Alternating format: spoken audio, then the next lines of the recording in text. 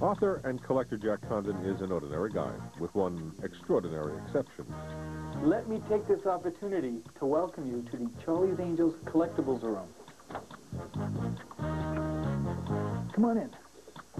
This room is a veritable shrine to these TV goddesses, crammed with 25 years' worth of Angels memorabilia, 11,000 items and photos of the famous sexy sleuths. I like coming in here and being able to look around the room and see all the items on display. I wanted this to be a really visual and interesting collection. Jack was hooked on Charlie's Angels the minute the TV series hit the airwaves when he was just a kid, back in 1976. I love the chemistry between Kate Jackson, Farrah Fawcett, and Jaclyn Smith. There was something dynamic about the three of them at that time, especially for an 11-year-old boy. Jack soon realized that his affinity for the Angels was emerging into a prime-time collecting habit. The three actresses graced the cover of the TV Guide, and that was the first item for my collection that has now grown so big after all these years. Charlie's Angels became an instant television phenomenon. Time magazine called them TV superwomen. It was very fun watching it week after week and seeing the crazy adventures they were doing. One week you might see Farrah Fawcett on a skateboard, or another week you might see Jaclyn Smith flipping somebody over her shoulder. Back then you really didn't think of women being able to take on men in such a way. And Charlie's Angels did it. The thrill of collecting Charlie's Angels items originally was just inexpensive fun. But today, Jack's collection could take a bite out of a collector's wallet.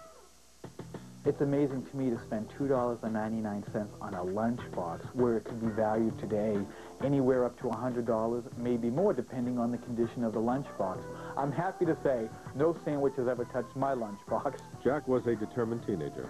His obsession with collecting anything Angels forced him to make a tough financial decision. I remember getting that pinball machine when I was 18 years old. I was walking down the street, and I remember two guys were loading it onto a truck. When I saw it, I said, "What are you doing with that pinball machine?" And they looked at me and they said, "Oh, we're taking it to a bar room." And I said, "Well, would you sell it?" And they said, $200 cash up front right now. So I ran home. I borrowed money from anybody I could, and I remember eating macaroni and cheese for like 6 months until I paid it all off. Jack's high-carbo diet appears to have fattened his wallet. His pinball machine is now worth thousands of dollars. Jack always felt he could amass an amazing Angels collection. But as a true fan, he had dreamed of meeting the angelic trio. Well, only in Hollywood could that fanciful idea become a reality. One angel at a time happily appeared in Jack's life. The most memorable, maybe Jaclyn Smith. This is really a fun piece of mine because it shows you just how much of a sense of humor Jaclyn Smith has. Look what she wrote. Jack, to the only person who has more pictures of me than my mother. It took Jack over 24 years to track down this coveted 1977 department store cardboard display. It said, "Charlie's Angels are here," and it turned and it moved, and I had to have it.